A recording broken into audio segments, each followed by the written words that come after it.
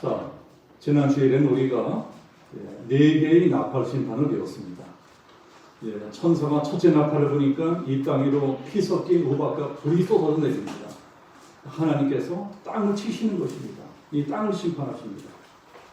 자, 둘째 나팔을 보니까 이 바다에 불붙는 근산 같은 것이 이 바다에 떨어져 내립니다.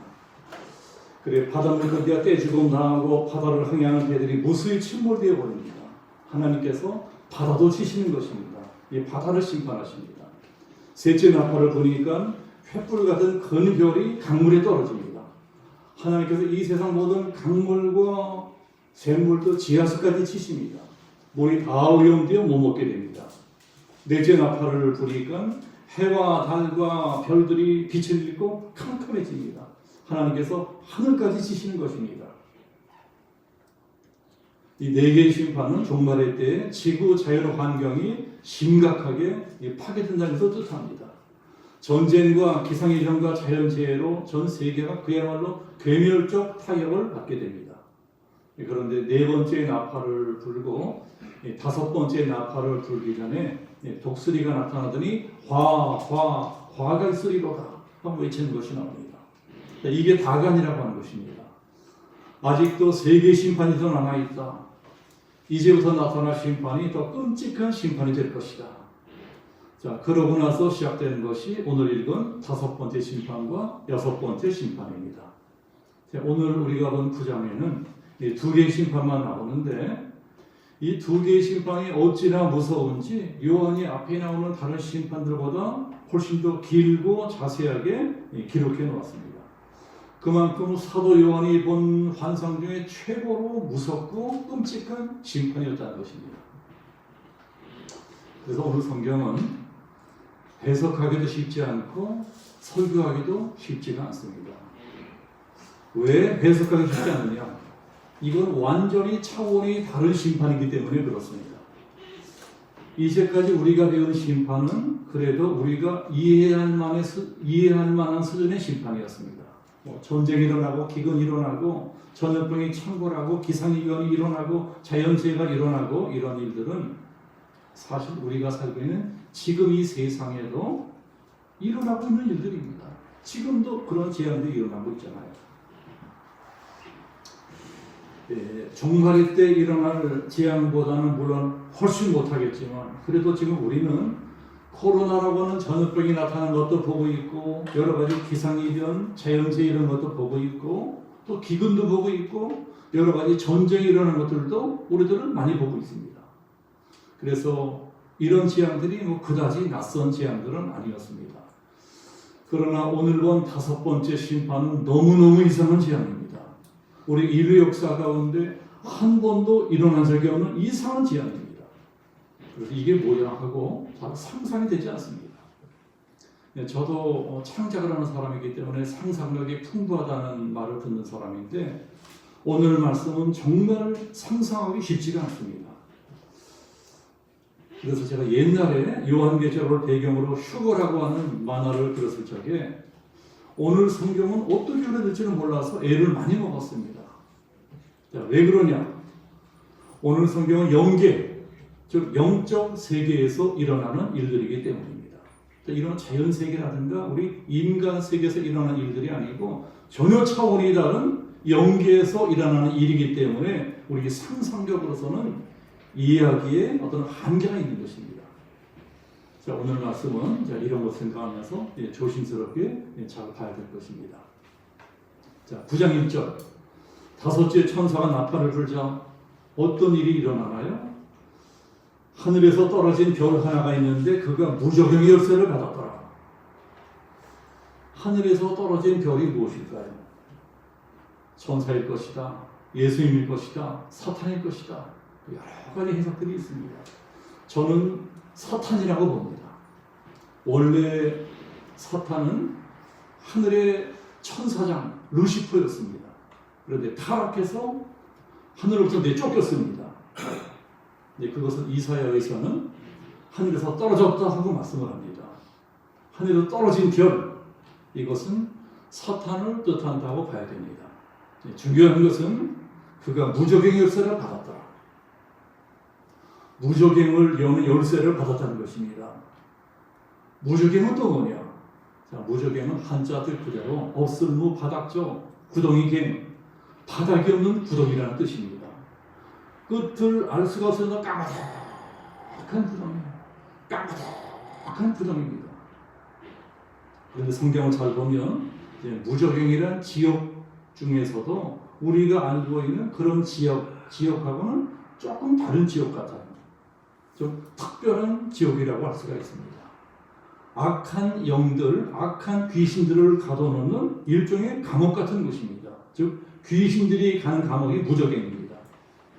누가복음 8장에 우리가 잘 알고 있는 무적행이 나옵니다. 예수님께서 걸어서 지방으로 가시죠. 걸어서 지방으로 가셔서 군대 귀신 들린 사람을 고쳐주려고 하십니다. 그때 군대 귀신들이 그 사람 속에 들어가 있다가 예수님께 통사정하는 것이 나옵니다. 예수님 우리를 제발 무적행으로만 보내지 말아주십시오. 예수님은 마음도 좋으십니다. 귀신들의 기도까지 들어주세요. 귀신들이 통사정한 것을 보고 무적행으로 보내는 대신에 2,000마리 돼지떼에게 들여보내십니다. 이런 걸 보더라도 귀신들이 얼마나 무적행을 무서워하느냐 이것을 알 수가 있습니다. 그래서 저도 귀신 쫓는 기도를 할 적에 이 악하고 더러운 귀신아 무적행으로 들어가라! 이렇게 기도합니다. 무적행으로 들어가라! 귀신들이 제일 싫어하는 기도입니다. 그럼 어떤 귀신들이 무적행으로 들어가느냐? 어떤 도를 넘어서 인간들을 괴롭히는 귀신들이 있습니다. 하나님께서 귀신들에게 딱 정해놓으신 어떤 선이라는 것이 있어요. 너네들 인간을 공격할 적에 절대로 이 선만은 놓지 마라. 딱 선을 그어놓으셨어요. 오늘 성경에도 그런 것이 나옵니다. 자, 구절을 보시면 그러나 그들을 죽이지는 못하게 하시고 귀신은 절대로 직접 우리를 죽일 수는 없습니다. 죽을 만큼 괴롭게 할 수는 있어도 절대로 죽이지는 않아요. 그런데 더 흉악한 귀신들이 가끔 그 명을 어길 때가 있습니다. 그럼 붙들어다가 무적행에 쳐넣는 것입니다. 그러니까 무적행이라고 하는 데는 귀신 중에도 특히 더 나쁜 놈들, 나쁜 귀신들만 들어가는 것입니다. 그러니까 귀신이 아니라 흉악한 귀신, 아주 악독한 귀신만 가두는 데가 무적행입니다. 성경은 아니지만 제가 가끔 이제 참고하는 책 중에 외경이 있는데 외경 중에는 이 에녹스라고 하는 책도 있습니다. 외경도 있고 위경도 있어요. 거기도 무적행이 나오는데 거기를 보면은 무적행에 대해서 이제 좀 더 자세하게 이제 설명해 놓은 것이 있습니다. 무적행에는 어떤 곳이냐? 이 뚜껑으로 닫아놓은 데, 뚜껑으로. 이 맨홀 뚜껑을 닫아놓지 뚜껑으로 닫아놓은 곳이다. 이 뚜껑을 닫고 자물쇠로 단단히 채워놨다. 자, 무적행을 설명하는데 그런 것이 있더라고요. 그런데 오늘 성경 보면 뭐라고 나와 있습니까? 자, 1절, 2절 보면 열쇠로 무적행을 열었대요. 열쇠로 무적행의 뚜껑을 열었습니다. 그러니까 이건 그야말로 지옥문이 활짝 열린 곳입니다. 지옥문이 열리니까 그 안에 꽁꽁 갇혀 이를 갈고 있던 흉악범, 깡패 귀신이 다 튀어나옵니다. 자, 그것을 2절에서는 화덕의 구멍에서 연기가 쏟아져 나오는 것 같다 하고 설명을 했습니다. 제가 이제 이 장면을 조금 더 이제 상상하기 쉽게 말씀드리자면 화산이 폭발하는 것, 화산이 폭발하는 것을 상상하시면 됩니다. 화산이 폭발을 일으키면은 그 안에 들어다 시뻘고 용암이라든가 마그마 같은 분출되어 쏟아져 나옵니다. 그런 것처럼 무적행 속에 갇혀있던 무시무시한 귀신들이 막 이 세상으로 쏟아져 나왔다는 것입니다. 하나님께서 이제는 하다 못해서 지옥문까지 여시고 이 세상을 심판하십니다. 요한이 환상 가운데 이 귀신들의 모습을 보니까 꼭 황충같이 생겼다고 기록해 놓았습니다. 황충이란 메뚜기 떼를 뜻합니다. 고대 세계에서 메뚜기 떼는 공포 그 자체였습니다. 메뚜기 떼만 나타나면 온 세상이 초토화됩니다. 나무고 풀이고 곡식이고 닥치는 대로 다 먹어치워서 온 세상을 사막처럼 만들어버립니다. 지금도 중동이라든가 아프리카라든가 이런 나라들은 가끔씩 메뚜기 떼가 출몰한다고 합니다. 메뚜기 떼 위력이 무시무시하다고 합니다. 메뚜기 떼가 지나가면 아무것도 남지 않아요. 초토화돼 버린다고 합니다. 근데 요한이 보니까 귀신들이 마치 메뚜기 떼처럼 무시무시하게 쏟아져 나오는 것입니다. 자, 7절부터는 요한이 본 귀신들의 모습이 자세하게 나와 있습니다. 이놈들이 참 희한하게 생겼습니다. 전쟁할 때에 맨 앞에 돌격하는 말들이 있어요. 군마 같고 머리에는 금과 비슷한 것을 썼습니다. 얼굴은 꼭 사람같이 생겼는데 여자처럼 긴 머리카락이 있대요. 가슴에는 방패 같은 것을 붙였고 이빨은 사자 이빨 같다고 합니다. 날개 달렸고 점 같은 꼬리도 있어요. 상상해 보세요. 이건 흉측한 괴물입니다. 괴물 중에도 이런 흉측한 괴물이 없어요. 근데 원래 이 귀신들이 원래는 하나님 나라의 천국의 아름다운 천사들이었다는 것입니다. 네, 천사들이 타락해서 내쫓기면서 흉측한 괴물들이 되었습니다. 만약에 우리도 사도 요한처럼 영적인 눈을 뜨게 된다면 귀신들을 볼 수 있게 될 것입니다. 그러나 지금 우리들은 이 귀신을 볼 수 없습니다. 귀신들은 영계에 사는 영물들이기 때문에 우리 육안으로는 볼 수가 없습니다. 그러나 이 끔찍한 놈들을 우리가 구태여 보려고 할 필요는 없겠죠. 귀신들은 말 그대로 사탄의 졸개들입니다. 사탄이 귀신들의 왕인 것입니다. 11절 말씀이 그 말씀이에요. 그들에게 왕이 있으니 무적용의 사자라. 히브리어로는 그 이름이 아바돈이요 헬라어로는 그 이름이 아블론이더라. 아바돈이나 아블론은 파괴자라는 뜻입니다. 성경에서는 사탄을 멸망시키는 자다, 파괴하는 자다 이렇게 말씀합니다. 그리고 이 고대 세계에서는 아볼론을 황제라고 부르기도 했습니다. 그러니까 귀신들 중에도 더 깡패같고 조폭 같은 흉악한 귀신들이 지옥문을 열고 쏟아져 나와서 인간들을 공격하니까 이건 그야말로 생지옥이었을 것입니다. 이건 재앙 중에도 완전히 차원이 다른 재앙이기 때문에 귀신들이 어떻게 인간들을 공격하는지는 저로서도 잘 상상이 가지가 않습니다. 제가 30년 전에 요한계시록을 배경으로 휴거라는 만화를 그렸었고 앞으로도 목회를 은퇴한다면 이 만화로 한번 요한계시록을 그려보려고 계획하고 있습니다. 그런데 오늘 성경만은 어떻게 그릴지 아주 상상이 잘 가지가 않아요. 그만큼 상상이 잘 되지가 않는 재앙입니다. 그러나 이것만은 분명합니다.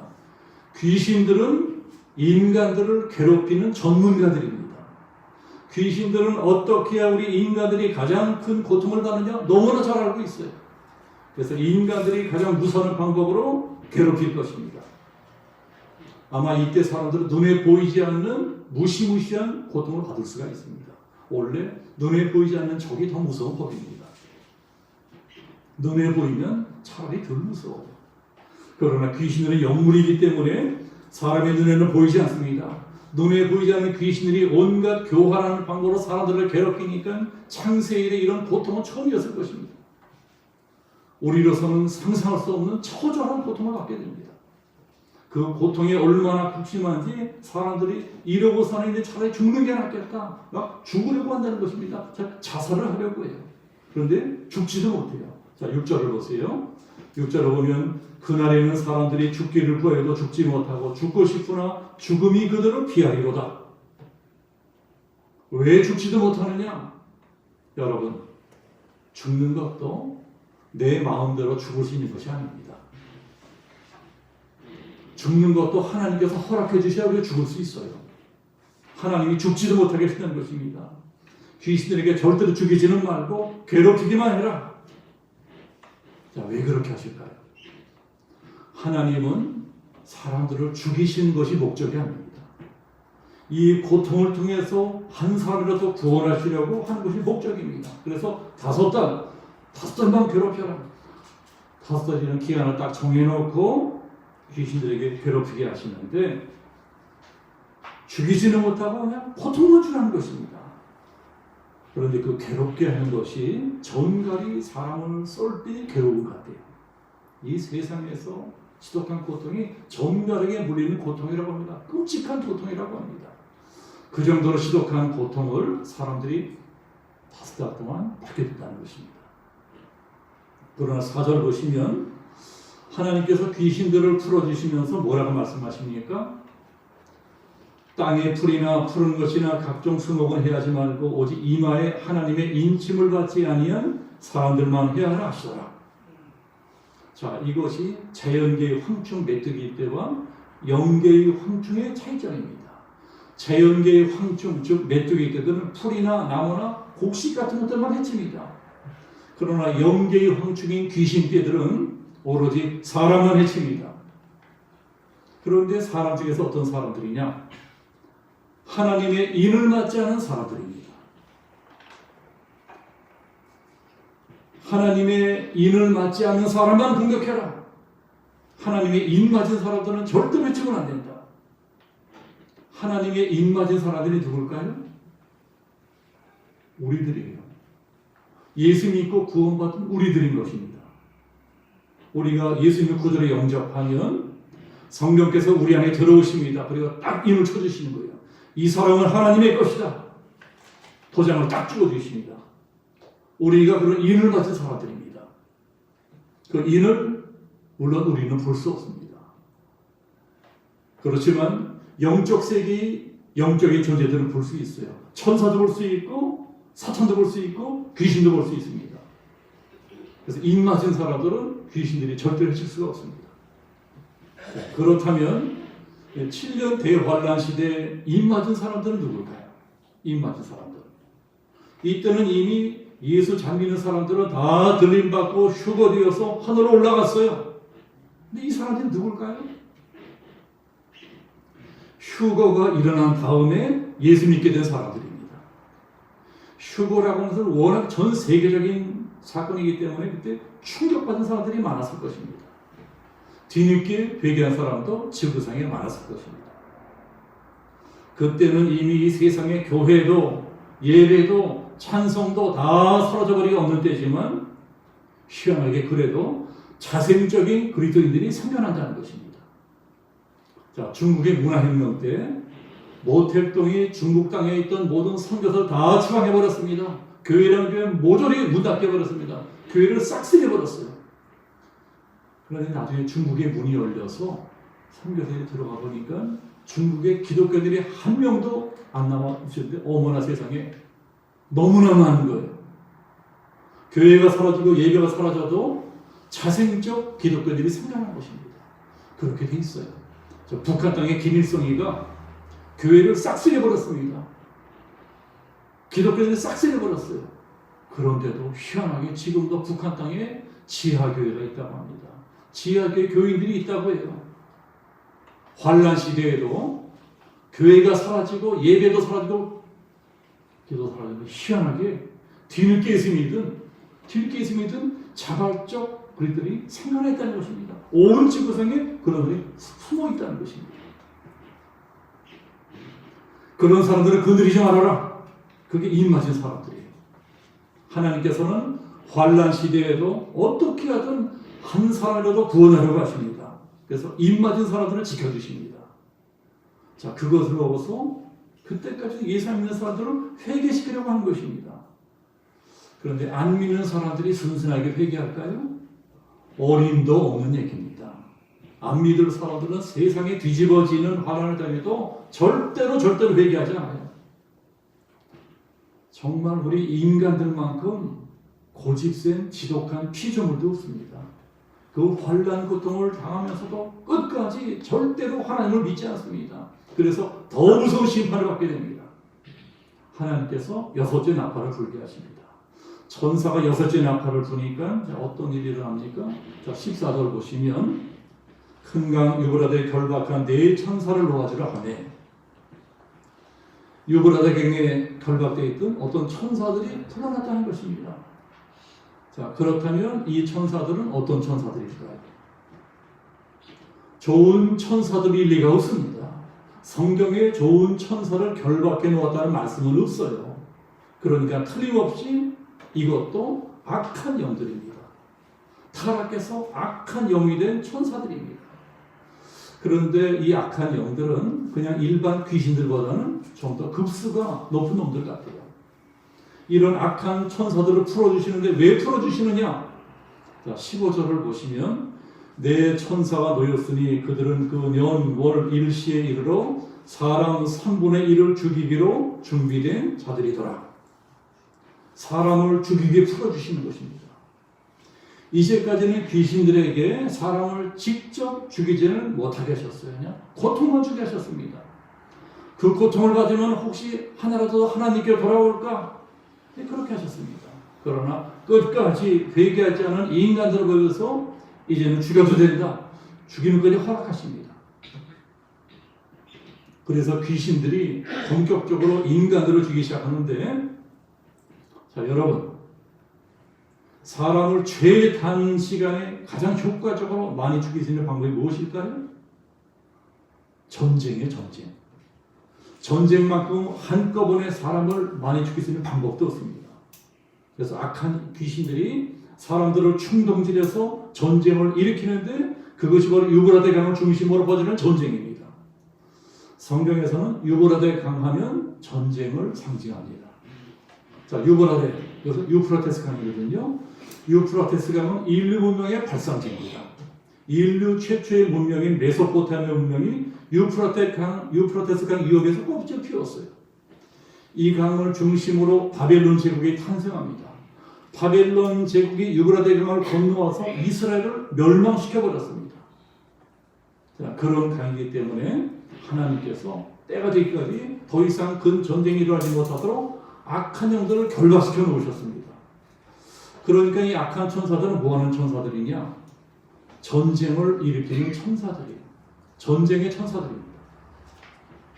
그동안에 이 악한 천사들이 결박되어 있었으니까 유브라테스 강에서 더 이상 큰 전쟁이 일어나지 않았습니다. 그런데 하나님께서 결박을 풀어주시니까 이 악한 영들이 풀려나자마자 바로 전쟁을 일으킵니다. 그러니까 이 세상 모든 전쟁의 배후에는 악한 영, 사탄이 있다는 것들을 아셔야 됩니다. 악한 영들이 사람들을 충동질해서 전쟁을 일으키는데 그 전쟁의 규모가 상상을 초월합니다. 전쟁에 동원되는 병사들의 숫자가 얼마냐? 자, 얼마래요? 2만만이래. 2만만. 자, 2만만이란 어떤 숫자냐? 자, 2억입니다. 2억. 무려 2억의 군대가 동원되는 세계 대전이 일어납니다. 자, 2억을 왜 2만만이라고 하느냐면 2억이라고 하는 숫자는 그 당시로는 너무나 상상도 할 수 없는 큰 숫자이기 때문에 요한이 어떻게 셀 수가 없는 것입니다. 그래서 2만에다가 만자를 더 붙여서 2만만이라고 했습니다. 그것이 2억입니다. 자, 2억의 군대가 전쟁을 벌인대요. 사실 현실적으로 그 메소포타미아 지역에 2억의 군대가 집결해서 전쟁한다는 것은 사실은 좀 힘든 얘기입니다. 좀 불가능한 얘기예요. 그러나 2억을 가진 군대가 참전한다는 것은 가능한 일입니다. 2억의 군대를 가진 나라, 그 나라가 참전하는 거예요. 그렇다면 종말의 때에 2만만의 군대를 갖게 될 나라가 어딜까요? 지금 현재를 기준으로 하자면 중국밖에 없습니다. 중국. 실제로 등소평이 집권하던 시기에 중국의 최고 지도자, 군통수권자 등소평이 직접 방송에서 이렇게 말한 것이 있습니다. 우리 중화인민공화국의 군대는 현역 예비원 다 동원해서 공식으로 2억이다. 등소평이 한 말입니다. 방송에서. 그때 제가 섬뜩했었습니다. 그때 제가 요한계시록을 만화로 그리고 있었거든요. 중국이 언젠가 이 일을 저지를 것 같다 하는 느낌이 들었습니다. 그때는 중국이 뭐 지금처럼 클 때도 아닙니다. 그래서 앞으로는 또 어떻게 바뀔지 모르지만 일단 지금으로선 중국을 주목할 수밖에 없습니다. 중국이 최근 들어서 너무나 무섭게 커져버렸습니다. 이제는 미국을 이겨먹으려고 해요. 상대적으로 미국은 지금 너무나 약해졌습니다. 옛날 같지 않아요. 만약에 중국이 미국을 이기고 패권 국가가 된다면 세계를 주도하던 기독교 문명권이 비기독교 문명권으로 교체가 되는 것입니다. 다 아시는 것처럼 중국은 용의 문화입니다. 공산주의 이전에 오랜 세월 용을 숭배하던 이 문화였습니다. 지금도 그런 용의 문화가 고스란히 남아 있습니다. 그러나 우리 기독교 문화권에서는 용이 옛뱀, 큰뱀, 즉 사탄을 상징합니다. 그러다면 언젠가는 사탄을 상징하는 용의 문명과 기독교 문명이 충돌하게 된다는 것입니다. 이것은 물론 제가 이제 성경을 보면서 이렇게 가정을 해본 것에 지나지 않지만 그래도 우리들은 이 국제 정세를 잘 주목해 볼 필요가 있습니다. 17절부터는 요한이 환상 가운데 그 군대의 모습을 보는 것이 나옵니다. 요한이 보니까 군대가 말 같은 것을 타고 싸우는데 말에 의해서 막 불이 나오고 연기가 나옵니다. 유황이 나오는 것이 보입니다. 자, 이것이 무엇일까요? 옛날 사람 요한은 이게 뭔지 잘 몰랐습니다. 그러나 우리들은 알고 있어요. 이건 오늘날의 최첨단 무기들입니다. 탱크에서 포를 쏘는 것이 옛날 사람 요한이 보기에는 말이 불을 뿜는 것처럼 보였을 것입니다. 19절에 보면 말들의 힘이 입과 꼬리에 있다고 하는데 이것은 미사일, 전투기 같은 것들입니다. 전투기에서 미사일 쏘고 폭탄을 토하는 것이 요한이 보기에는 입에서 막 힘이 나오는 것 같아요. 대륙간 탄도미사일이 발사될 적에는 꼬리에서 불을 뿜고 하늘로 올라갑니다. 땅에 떨어질 때 머리부터 떨어져 폭발합니다. 대폭발이 일게요. 대륙간 탄도미사일 같은 것은 꼬리에서 뿜어내는 화염의 크기가 클수록 더 폭발이 커집니다. 더 힘이 세집니다. 요한이 보기엔 그게 꼬리에 힘이 있는 것입니다. 입에도 힘이 있고 꼬리에도 힘이 있어요. 그 전쟁의 최첨단 무기가 동원되는 것입니다. 아마 핵까지 사용할 것입니다. 이런 엄청난 전쟁이 일어나서 얼마나 죽느냐? 자, 18절에 보시면 지구상의 인구 3분의 1이 죽는데요. 3분의 1. 우리가 지난주 배운 8장 말씀을 기억해 보세요. 자, 8장 말씀을 기억해 보시면 하나님께서 세상을 심판하시는데 땅도 3분의 1만 심판하시고 바다도 3분의 1만 심판하시고 강도 3분의 1만 심판하시고 하늘도 3분의 1만 심판하십니다. 근데 오늘 말씀 보니까 인간들도 3분의 1만 심판하세요. 아직 3분의 2는 남겨두시는 것입니다. 왜 3분의 2는 남겨두실까요? 그 중에서도 어떻게 하든 또 구원받을 사람을 추려내려고 하시는 것입니다. 추려내려고 남겨두시는 거예요. 이런 재앙을 보면 사람들이 두려워서 회개하고 하나님께 돌아오지 않을까, 하나라도 돌아오지 않을까 기다려주시는 것입니다. 이렇게 하나님은 끝까지 기다려주십니다. 하나님은 끝까지 한 영혼이라도 더 구원하려고 하십니다. 그런데 결과는 어떻게 됩니까? 20절을 보시면 20절 보세요.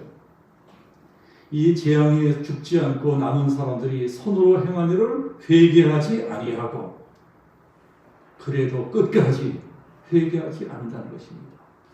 회개하지 않는 정도가 아니고 오히려 더 악한 짓을 합니다. 무슨 악한 짓을 하느냐? 20절을 계속해서 보시면 오히려 여러 귀신과 또는 보거나 듣거나 다니거나 하지 못하는 금은 동과 목석의 우상에게 절하고.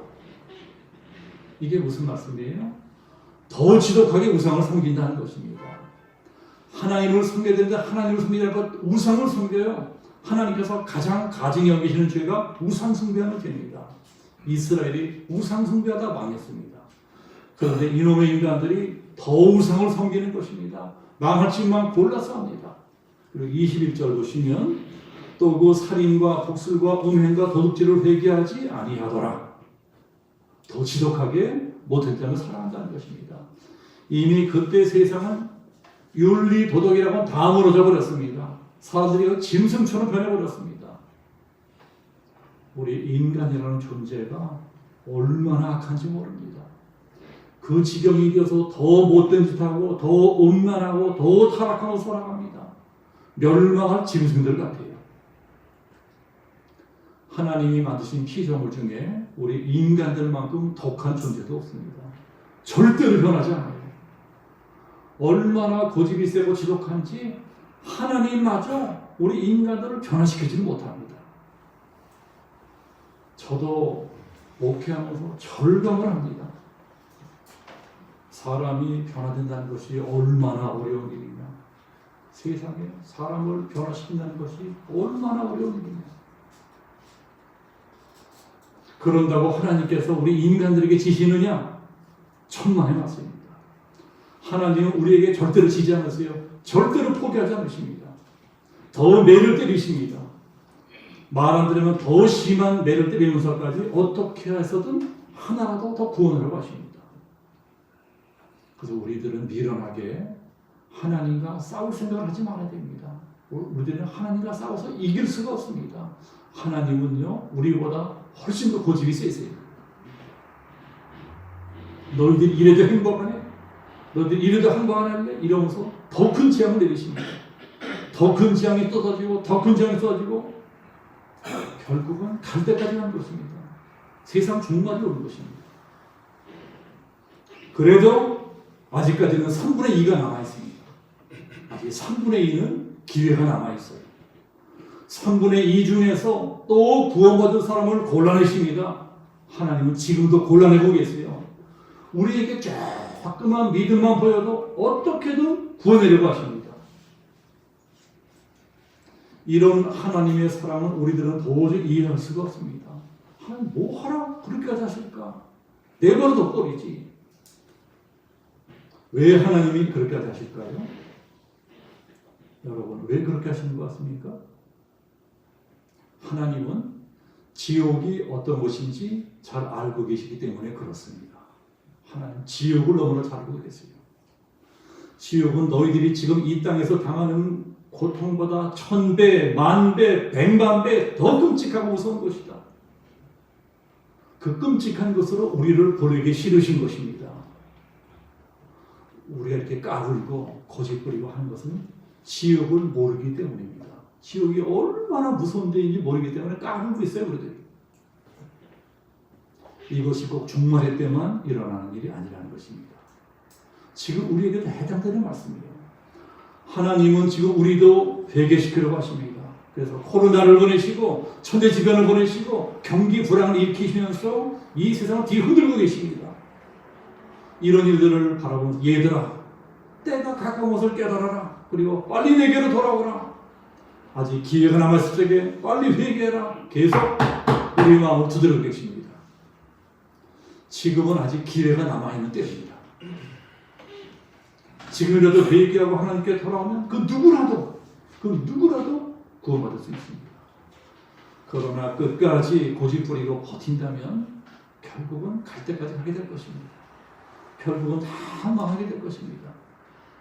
이 세상에 하나님과 싸워 이기려고 하는 사람이 제일 어리석은 사람입니다. 하나님께서 요한계시록의 말씀을 통해서 오늘도 우리 마음을 두드리고 계십니다. 얘들아, 아직도 기회가 남아있다.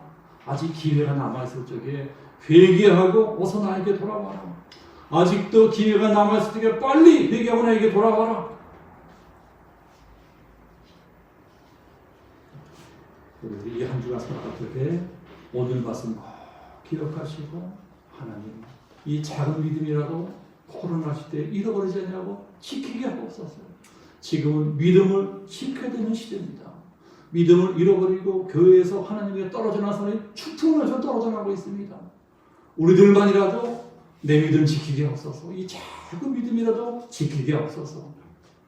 자, 기도하시면서 이 한 주간도 승리하게 되시기를 예수님의 이름으로 축복합니다.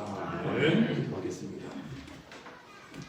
자, 위로우신 아버지 하나님, 요한계시록의 말씀을 통해서 우리들의 마음을 두드리시며 이제라도 회개하고 하나님께 돌아오기를 원하시는 하나님의 말씀을 오늘도 우리가 배웠습니다. 아버지 하나님, 이것이 꼭 종말의 때만 일어날 것이 아니고 우리들이 살고 있는 이 시대도 동일하게 일어나고 있는 일들인 것을 믿습니다. 종말의 때가 오기 전에 내 인생의 종말이 덧받을 수 있기 때문에 그러합니다. 아버지 하나님, 종말의 때가 오기 전에 요한계시록이 예언하는 종말의 때가 아니더라도 내 인생의 종말의 때가 언제 올지는 아무도 모릅니다. 내일일지 내년일지 아무도 모르는 내 인생의 종말의 때가 오기 전에 어서 회개하고 하나님께 돌아와서 하나님을 충성스럽게 섬기는 하나님이 사랑하는 자녀로 우리의 남은 인생을 살아갈 수 있게끔 예배 참여한 우리 모두를 축복합니다.